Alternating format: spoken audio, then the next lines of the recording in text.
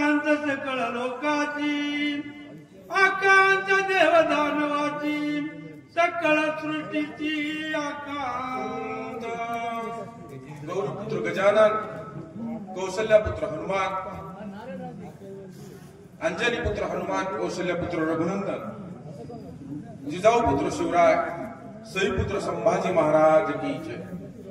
माय बापू आकाश आमच्या आधी कळमनुरीच्या माळामधून जी कळमनुरीची धडाडती तोफ आता गेली त्या धडाडीत तोफाचा फार आवाज महाराष्ट्रात गाजायला आणि त्याच्यानंतर आता आमचा लावला बारीक गळ्याचा आवाज। मी सांगू लागलो पारडीच्या सोयऱ्याला गोधावळेला किती लई मोठी तोफ आहे आमचा अगोदर लावा नंतर त्या तोफाचं लावा। ती महाराष्ट्रभर तोफ गाजायली गोड गळा आमचा किनोळ्याच्या सोयऱ्याचा आणि त्याच्यानंतर आमचं लावलंय बरं लावलंय चांगलं लवकर लावलंय तुमचं धन्यवाद पारडीचे सगळेच गावकरी। आणि दरवर्षी या ठिकाणी रामायण लावायले आणि त्या सुवेळाच्या पर्वतावर कोठल्या लंकेच्या लक्ष्मणाला शक्ती लागली आणि शक्ती लागल्याच्या नंतर हनुमंतरायाला विनंती झाली। डॉक्टर सुशेन बोलायला लागलेले आहेत हनुमंतराय तर या हनुमंतराय लक्ष्मणाला काही झालं तर प्रभू रामचंद्र राहणार नाही आणि प्रभू रामचंद्राला काही झालं तर अयोध्येत कोणी राहणार नाही एवढं त्या ठिकाणी अशा प्रकारचं दुःख होईल असं बोलायला लागले। बांधवडी जोडीला कोणा वदिल कोण रावण हो देव कार्य न साधे पूर्ण एवढे विघ्न मांडेल मांडेल। डॉक्टर सुशेन बोला हनुमंतराया जर लक्ष्मणरायाचा घात झाला फार मोठं त्या ठिकाणी दुःख येऊन पडत विघ्न होईल विघ्न मग रावणाला कोण मारील सीतेला कोण घेऊन जाईल अशा प्रकारचा हनुमंतरायाला बोलायला लागले। माईक जरा जवळ घ्या। या लागी गा कपिनंदना वीर तुझ्या सर्वाचा औषध्याने लक्ष्मणा जीवदाना होई दाता। हनुमंतराय सकाळी सूर्याचे किरण लक्ष्मणाच्या जखमेवर पडायच्या अगोदर आपल्याला औषधी आणायची औषधी आणि ती औषधीचा रस पाजून लक्ष्मणरायाला उठवायचंय असं सांगायला बरं का।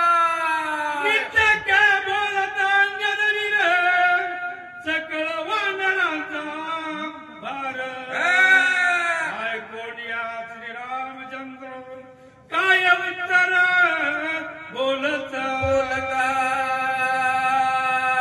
आणि अशा प्रकारचं बोलल्यावर हनुमंतराय त्या ठिकाणी काय उत्तर द्यायला लागलेलं आहे। कपी कुळा पंचानना ऐके हनुमंता सर्वत्र मात्र भिक्षेची आधावना या लागी चरण जा तुझा आलो हनुमंतराया लवकरात लवकर त्या ठिकाणी जा असं म्हणल्याच्या नंतर हनुमंतराय काय बोलायला लागले। लक्ष्मणाच्या जीवदान तुझा भिक्षा मागो आलं जाण सर्वता वराड मुकन होणे बंधू जीवदान बज देई। हनुमंतराया या लक्ष्मणाचं जीवनदान तुझ्या हातात हे जीवनदान या रात्रीत जाऊन औषधी आणल्या तर त्याला जीवनदान मिळणार आहे कोणाला लक्ष्मणाला। तू जय के ऐकला नाथ लक्ष्मण झालो येत आम्हा जीवदाता कपिनाथ तू वाचनाथ कराय।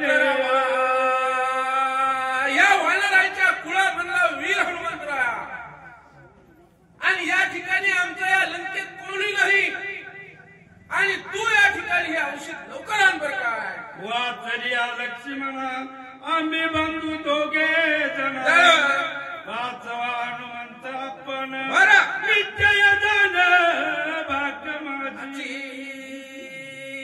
प्रभू रामचंद्र बोलायला लागलेला या वनाच्या ठिकाणी माझ्या नशिबात सकाळी काय होतं राजाभिषेक होता रात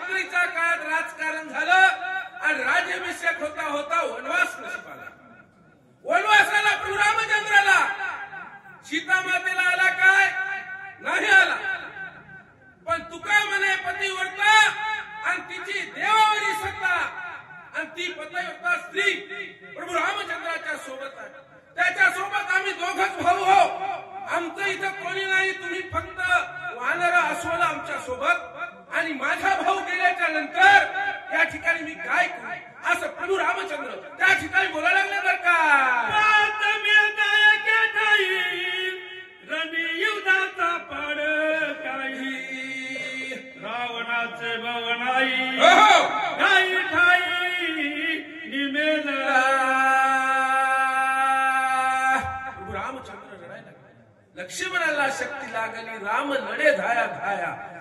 आई धाय मोकळून रडत असताना हनुमंतराया, माझ्या कोणी नाही, माझ्या भावाला या ठिकाणी जीवनदान एकदा दिल्यावर एका मिनिटात रावणाला त्या ठिकाणी समाप्त असं प्रभू रामचंद्र बोलायला लागलेले आहे. नवल सांगू काय पाचही एक झाले हो पाये, साधूचे के मत्कारे सदानुये सांगेन. एकदा या ठिकाणी लक्ष्मण वाचला की मी भिणारच नाही. मग पंचाचा एक मेळा हिरे पंचाभूतांचा गोळा, पाचा इंद्रियाचा पाळा एक वेळा भस्म होय. आता खालचे मला लवकर लवकर घ्या, लई पुढी चांगली पोती आहे, मग त्यावेळेस पळवावं लागतंय. पळवा पळवा पळवा. मग आता या बागलपाटी कोसमत तालुक्याची तोफ आली इकडून, मग काहीच खरं नाही. पण पंचीकरण सांगायला लागलं. 5 बोट एका जागी आल्यावर पंचमहाभूत, या पंचमहाभूतापासून आपला देह 5 जणांपासून उसना आणलाय म्हणा. उसना एकट्याचा नाही ओधावळे. आणि हे 5 भूत जर एका जागी, भूत म्हणजे लागणारी भूत नाही. वारकरी संप्रदायाचं ते तत्वज्ञान आहे द्वैत आणि अद्वैत. अद्वैत तत्वज्ञानावर वारकरी संप्रदाय अद्वैत तत्वज्ञान म्हणतंय, जे जे भेटे भूत ते ते मानिजे भगवंत. भूत म्हणजे लागणारं भूत नाही, भूत म्हणजे मसनवट्यातलं भूत नाही, भूत म्हणजे प्राणी मात्र. जे जे भेटे ते जे भूत ते ते मानिजे भगवंत. आणि हे पंचमहाभूत या ठिकाणी एकत्र आल्यावर मग काय पाहायचंय, असं म्हणाले बोला. पंचदेशाची इच्छा सिद्धी एके निषेधाचे भस्म होती, इच्छारी द्रव्ये पाचे. पंचप्राण, आदान उदान प्राण यान आणि अपान समान, हे 5 प्राण आहेत. 5 प्राण, आपण म्हणतो एकच प्राण आहे. तर योगाच्या भाषेमध्ये, ज्ञानेश्वरीच्या भाषेमध्ये 5 प्राणाचं वर्णन केलेलं आहे. हे पंचीकरणाचा विषय थोडासा अवघड आहे. आणि हे 5 प्राण जर एकत्र आले तर पाहायचं कामच सांगायला लागलेले आहे. एकावरल्या चौकाचा होय पंचाची एक मुसा, अहंकार चित्त बुद्धी मानसा सद समरसा सोय होया. आणि हे 5 जण जर एका जागेले 5 बोट एका जागी जर मूठ होती, वज्रमूठ, त्याला वज्रमूठ.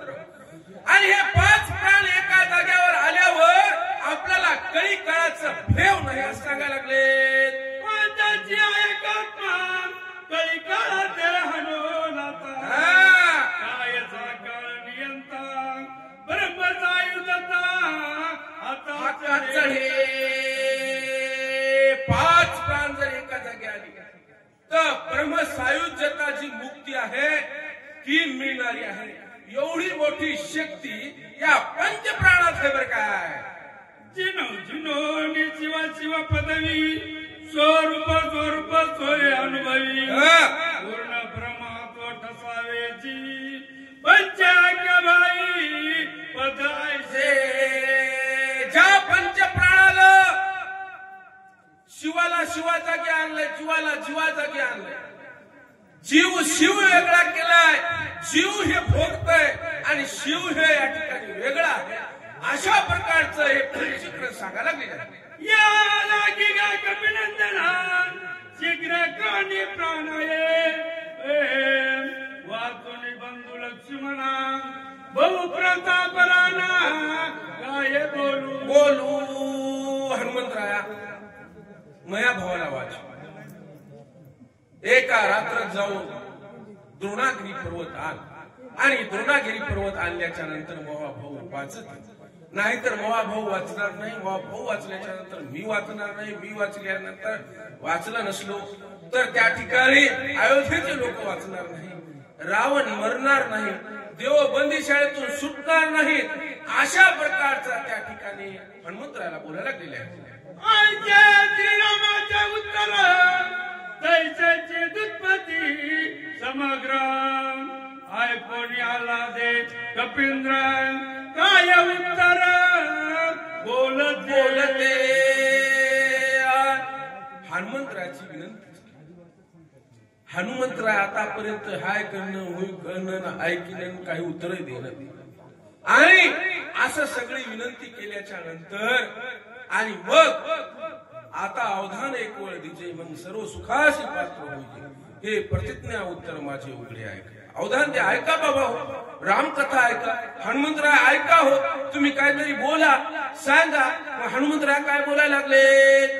समुद्रावर अंडोनिया सका जेने पालती केली लंका वेदराला इलाद समुखान जो हनुमान देखे सरसावला